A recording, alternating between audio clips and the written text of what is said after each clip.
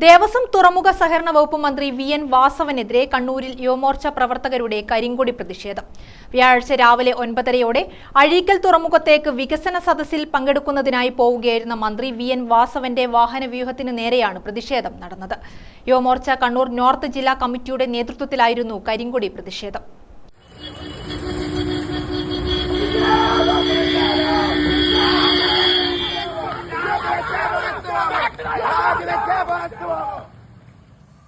ശബരിമല സ്വർണ്ണക്കൊള്ളയിൽ പ്രതിഷേധിച്ചായിരുന്നു കരിങ്കൊടി പ്രതിഷേധം. അതിവേഗത്തിൽ പോലീസ് എസ്കോർട്ടോടെ പോകുന്ന മന്ത്രിയുടെ വാഹനവ്യൂഹത്തിന് നേരെയാണ് പടന്നപ്പാലം റോഡിൽ വെച്ച് പ്രവർത്തകർ കരിങ്കൊടി പ്രതിഷേധം നടത്തിയത്. ശബരിമല സ്വർണ്ണക്കൊള്ളയുടെ ഉത്തരവാദിത്തം ഏറ്റെടുത്ത് മന്ത്രി വി.എൻ. വാസവൻ രാജിവെക്കണമെന്നായിരുന്നു സമരക്കാരുടെ മുദ്രാവാക്യം വിളിയും കരിങ്കൊടി കാട്ടലും. കരിങ്കൊടി വീശി അതിവേഗതയിൽ പോവുകയായിരുന്ന മന്ത്രിയുടെ വാഹനത്തിന് നേരെ കരിങ്കൊടി വീശിക്കാട്ടി പിന്തുടരുകയായിരുന്നു. എന്നാൽ ശരവേഗത്തിൽ പാഞ്ഞു പോകുന്ന മന്ത്രിയുടെ വാഹനത്തിന് നേരെ സെക്കൻഡുകൾ മാത്രമേ കരിങ്കൊടി കാണിക്കാനായുള്ളൂ എന്ന് മാത്രം. ഗ്രാമിക ന്യൂസ്, കണ്ണൂർ.